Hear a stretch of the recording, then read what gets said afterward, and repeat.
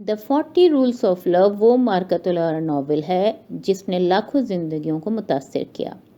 سال 2009 میں شائع ہونے والے اس ناول کی مصنفہ محترمہ ایلف شفق کا تعلق ترکی سے ہے۔ اس ناول کی اشاعت 40 سے زائد زبانوں میں ہوئی ہے اور آن لائن اس سے مستفید ہونے والے افراد کی تعداد کا تو کوئی شمار ہی نہیں ہے۔ نومبر 2019 میں بی بی سی نیوز نے اس ناول کو 100 موسٹ انفلوئنشل ناولز میں شامل کیا ہے۔ اردو سمجھنے والے سامعین کے لیے اس ناول کو اس ارادے کے ساتھ پیش کیا جا رہا ہے کہ یہ ناول ان کی زندگیوں میں مثبت تبدیلی لائے گا۔ ہم اس ناول کی صرف مرکزی کہانی پیش کر رہے ہیں۔ اس ناول میں 2 دریاؤں یعنی مولانا جلال الدین رومی اور صوفی درویش شمس تبریز کے ملنے اور ایک ہو کر حب الہی کے سمندر کی طرف بہنے کی عکاسی کی گئی ہے۔ یہ آڈیو سیریز محترمہ ہما انور کے ترجمے 40 چراغ عشق کے سے ماخوذ ہے۔ آواز خالدہ مرتضیٰ کی ہے۔ قسط نمبر 10۔ نومرید، بغداد، 29 ستمبر 1243 عیسوی۔ بلا شبہ درویشی آسان نہیں، ہر کسی نے مجھے اس سے متنبع کیا تھا، مگر وہ یہ تذکرہ کرنا بھول گئے کہ درویش بننے کے لیے مجھے کسی جہنم سے گزرنا ہوگا۔ جب سے میں یہاں آیا ہوں کسی کتے کی طرح کام کر رہا ہوں۔ دن کا بیشتر وقت تو میں اتنی سخت محنت کرتا ہوں کہ جب آخرکار سونے کے لیے چٹائی پر لیٹتا ہوں تو اپنے عضلات میں ہوتے درد اور پیروں میں اٹھتی تھرتھراہٹ کے باعث سو نہیں پاتا۔ مجھے حیرت ہے کہ کیا کبھی کسی نے توجہ بھی کی کہ مجھ سے کیسا برتاؤ کیا جاتا ہے؟ اگر ان کی توجہ میں یہ بات آتی بھی ہے تو وہ یقیناً ہمدردی ظاہر نہیں کرتے، اور میں جس قدر شدت سے تگ و دو کرتا ہوں یہ اسی قدر بدتر ہوتا چلا جاتا ہے۔ وہ میرا نام تک نہیں جانتے، نومرید وہ مجھے پکارتے ہیں، اور میری پیٹھ پیچھے سرگوشیوں میں وہ سنہری بالوں والا نادان کہتے ہیں۔ اب تک بدترین ہے۔ باورچی خانے میں باورچی کی نگرانی میں کام کرنا اس آدمی کے سینے میں دل نہیں پتھر ہے۔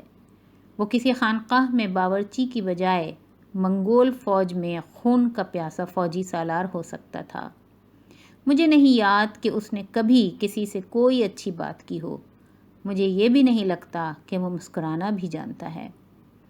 ایک بار میں نے ایک مقدم درویش سے پوچھا کہ کیا سب نو آموز شاگردوں کو باورچی خانے میں باورچی کے ساتھ کام کرنے کی آزمائش سے گزرنا پڑتا ہے؟ وہ پراسرار انداز میں مسکرایا اور جواب دیا، سب کو تو نہیں، صرف چند ایک کو۔ پھر میں ہی کیوں؟ شیخ یہ کیوں چاہتے تھے کہ میں دوسرے مریدوں کی نسبت زیادہ تکلیف سے گزروں؟ کیا اس لیے کہ میرا نفس ان سے زیادہ سرکش ہے اور اسے نظم و ضبط سیکھنے کے لیے زیادہ سخت برتاؤ کی ضرورت ہے؟ ہر روز میں سب سے پہلے بیدار ہوتا ہوں تاکہ قریبی کھاڑی سے پانی بھر کر لا سکوں۔ پھر میں چولہا جلاتا ہوں اور تل کی چپٹی روٹیاں پکاتا ہوں۔ ناشتے میں دیے جانے والے شوربے کی تیاری بھی میری ہی ذمہ داری ہے۔ 50 لوگوں کا کھانا پکانا آسان نہیں۔ سب کچھ بڑی بڑی دیگوں میں پکتا ہے جو نہانے کے نندے سے چھوٹی نہیں ہوتی، اور اندازہ کریں کہ انہیں بعد میں مانجھ کر صاف کون کرتا ہے۔ صبح پاؤ پھٹنے سے لے کر شام کا دھندل کا پھیلنے تک میں فرشوں پر پچارا لگاتا ہوں، صفائی کرتا ہوں، سیڑھیاں پوچھتا ہوں، صحن میں جھاڑو لگاتا ہوں، لکڑی کاٹتا ہوں، ہاتھوں اور گھٹنوں کے بل پر بیٹھے فرش کے پرانے چرچراتے تختے مانجھ رگڑ کر صاف کرتا ہوں۔ میں مربے اور مسالے دار مزیدار کھانے تیار کرتا ہوں۔ میں گاجروں کا اچار ڈالتا ہوں، یہ دیکھتے کہ ان میں اتنا نمک ضرور ہو کہ اس میں انڈا تیر سکے۔ اگر میں نمک زیادہ یا کم ڈال دوں تو باورچی کو دورہ پڑ جاتا ہے اور وہ سارے مرتبان توڑ ڈالتا ہے، اور پھر مجھے سب کچھ نئے سرے سے تیار کرنا پڑتا ہے۔ اس پر مستزاد یہ کہ مجھ سے توقع رکھی جاتی ہے کہ ہر کام سر انجام دیتے ہوئے میں عربی میں دعاؤں کا ورد کیے جاؤں۔ باورچی چاہتا ہے کہ میں اونچی آواز میں پڑھوں تاکہ وہ جانچ سکے کہ میں بیچ میں کہیں کچھ چھوڑتا یا غلط تلفظ سے ادائیگی تو نہیں کرتا۔ سو میں عبادت کرتا اور کام کرتا ہوں، کام کرتا اور عبادت کرتا ہوں۔ باورچی خانے میں تم جیسی مشقت سہو گے بیٹے، اتنی جلدی ہی تم بڑے اور سمجھدار ہوگے، میرا اذیت رساں دعویٰ کرتا ہے۔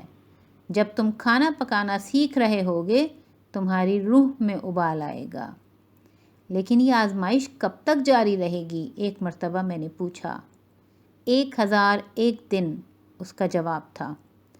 اگر داستان گو شہرزاد اتنے عرصے تک ہر شب ایک نئی کہانی سنا سکتی تھی تو تم بھی یہ جھیل لوگے۔ یہ پاگل پن ہے۔ کیا میں کسی بھی طرح اس باتونی شہرزاد سے مشابہت رکھتا ہوں؟ اس کے ساتھ ساتھ اسے تو بس مخملی تکیوں سے ٹیک لگا کر بیکار بیٹھنا اور رنگ برنگی کہانیاں گڑھنا تھیں، جس دوران وہ ظالم بادشاہ کو میٹھے انگوروں اور اپنے تخیل سے گھڑی داستانوں پر پالتی۔ مجھے اس میں کوئی محنت دکھائی نہیں دیتی۔ اگر اس کو وہ کام کرنے کا کہا جاتا جو میں کرتا ہوں تو وہ تو ایک ہفتہ بھی زندہ نہ رہ پاتی۔ مجھے نہیں معلوم کہ اور کوئی گنتی کر رہا ہے یا نہیں، مگر میں یقیناً کر رہا ہوں، اور میرے ابھی 624 دن باقی ہیں مزید۔ اپنی آزمائش کے پہلے 40 روز میں نے ایک اتنی چھوٹی اور نیچی چھت والی کوٹری میں گزارے کہ میں لیٹ سکتا تھا نہ کھڑا ہو سکتا تھا، اور مجھے سارا وقت اپنے گھٹنوں کے بل بیٹھنا پڑتا تھا۔ اگر مجھے ڈھنگ کے کھانے یا کسی آرام کی چاہ ہوتی، میں تاریکی یا تنہائی سے خوف زدہ ہوتا، یا خدا نہ کرے مجھے کسی عورت کے متعلق کوئی بہکاتا خواب آتا تو مجھے روحانی مدد کے لیے چھت سے لٹکتی نقرئی گھنٹیوں کو بجانے کا حکم تھا۔ میں نے کبھی گھنٹی نہ بجائی۔ اس کا یہ مطلب نہیں کہ مجھے کبھی کوئی بھٹکانے والا خیال نہ آیا تھا، لیکن کچھ بھٹکتے خیال آنے میں کیا برائی ہے جب آپ ہل بھی نہیں سکتے ہوں۔ گوشہ نشینی کا یہ وقت گزرنے پر مجھے باورچی کے ہاتھوں تکلیف اٹھانے کو باورچی خانے میں بھیج دیا گیا، اور تکلیف میں نے خوب اٹھائی، لیکن سچائی یہ ہے کہ میں اس کی طرف چاہے تلخ بھی تھا، مگر میں نے باورچی کے اصول کبھی نہیں توڑے۔ یعنی اس شام سے پہلے تک جب شمس تبریز کی آمد ہوئی۔ اس رات جب بالآخر باورچی نے مجھے آ پکڑا تو اس نے میری زندگی کی بدترین پٹائی کی۔ ایک کے بعد ایک بید مجنوں کی چھڑیاں اس نے میری کمر پر توڑ دیں۔ پھر اس نے میرے جوتے دروازے کے سامنے یوں رکھ دیے کہ ان کا رخ باہر کی جانب تھا، یہ واضح کرنے کو کہ وہ میرے جانے کا وقت تھا۔ درویشی خانقاہ میں وہ کبھی بھی آپ کو باہر نکالتے ہیں نہ ہی کھل کر یہ بتاتے ہیں کہ آپ ناکام ہو چکے ہیں۔ اس کی بجائے وہ آپ کو خاموشی سے رخصت کر دیتے ہیں۔ ہم تمہاری مرضی کے بغیر تمہیں درویش نہیں بنا سکتے، باورچی نے اعلان کیا۔ کوئی آدمی گدھے کو پانی تک لا سکتا ہے مگر اسے پانی پینے پر مجبور نہیں کر سکتا۔ گدھے میں خود پیاس ہونی چاہیے اور کوئی راہ نہیں ہے۔ یقیناً اس میں گدھا میں ہی تھا۔ صاف گوئی سے کہوں تو اگر شمس تبریز نہ ہوتے تو میں یہ جگہ عرصہ پہلے ہی چھوڑ چکا ہوتا۔ ان کے متعلق میرے تجسس نے مجھے یہاں روکے رکھا۔ میں پہلے کبھی ان جیسے کسی شخص سے نہ ملا تھا۔ انہیں کسی کا ڈر تھا، نہ وہ کسی کی اطاعت کرتے تھے، حتیٰ کہ باورچی بھی ان کی عزت کرتا تھا۔ اگر اس خانقاہ میں کوئی میرے لیے مثالی نمونہ تھا تو وہ اپنے سحر، وقار اور سرکشی کے سبب شمس تبریز تھے، منکسر المزاج بوڑھے شیخ نہیں۔ شمس تبریز ہی میرے شجیع سورما تھے۔ ان سے ملنے کے بعد ہی میں نے فیصلہ کیا کہ میں کوئی مسکین سا درویش نہیں بنوں گا۔ اگر میں ان کے ساتھ کافی وقت گزارتا تو میں بھی انہی کی طرح نڈر، ثابت قدم اور باغی بن سکوں گا۔ سو جب موسم خزاں آیا اور مجھے معلوم ہوا کہ شمس تبریز جا رہے تھے، میں نے ان کے ہمراہ جانے کا فیصلہ کیا۔ اپنا فیصلہ کر چکنے کے بعد میں بابا زمان سے ملنے گیا اور انہیں چراغ کی روشنی میں بیٹھے ایک پرانی کتاب پڑھتے پایا۔ تم کیا چاہتے ہو لڑکے؟ انہوں نے یوں بیزاری سے پوچھا جیسے محض مجھے دیکھتے ہی وہ اکتا گئے تھے۔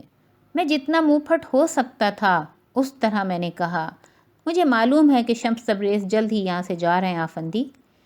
میں ان کے ہمراہ جانا چاہتا ہوں۔ انہیں راستے میں کسی کی رفاقت کی ضرورت ہو سکتی ہے۔ مجھے معلوم نہیں تھا کہ تم ان کی اتنی پرواہ کرتے ہو، شیخ نے شک و شبے کے عالم میں کہا۔ یا ایسا اس لیے ہے کہ تم باورچی خانے کی اپنی ذمہ داریوں سے گریز چاہتے ہو؟ تمہارا امتحان ابھی ختم نہیں ہوا، تمہیں ابھی بمشکل ہی درویش کہا جا سکتا ہے۔ شاید شمس تبریز جیسے کسی شخص کے ساتھ سفر پر جانا میرا امتحان ہو، یہ جانتے ہوئے بھی کہ ایسا کہنا خاصی بے باکی اور گستاخی تھی، مگر پھر بھی میں نے کہہ دیا۔ آفندی نے اپنی نگاہیں جھکا لیں اور غور و فکر کرنے لگے۔ ان کی خاموشی جتنی بڑھتی رہی اتنا ہی میں قائل ہو گیا کہ وہ میری بے ادبی پر مجھے سرزنش کریں گے اور باورچی کو بلا کر اسے مجھ پر نگاہ رکھنے کا کہیں گے، لیکن انہوں نے ایسا کچھ نہ کیا۔ اس کے بجائے انہوں نے نا امیدی سے میری طرف دیکھا اور سر ہلا دیا۔ شاید تم خانقاہ کی زندگی کے لیے پیدا نہیں ہوئے تھے میرے بیٹے۔ آخر کار ہر 7 مریدوں میں سے جو اس راستے پر روانہ ہوتے ہیں صرف کوئی ایک ہی آگے جاتا ہے۔ مجھے محسوس ہوتا ہے کہ تم درویش بننے کے لیے موزوں نہیں ہو اور تمہیں اپنی قسمت کہیں اور تلاش کرنی چاہیے۔ جہاں تک شمس تبریز کے سفر میں ان کا ساتھ دینے کی بات ہے، اس بارے میں تمہیں انہی سے پوچھنا پڑے گا۔ یوں مجھے گویا اطلاع دے کر بابا زمان نے اپنے سر کے دوستانہ مگر فیصلہ کن اشارے سے وہ باب بند کر دیا اور دوبارہ اپنی کتاب کا مطالعہ کرنے لگے۔ مجھے اداسی محسوس ہوئی اور اپنا آپ بہت چھوٹا مگر عجیب طور پر آزاد لگا۔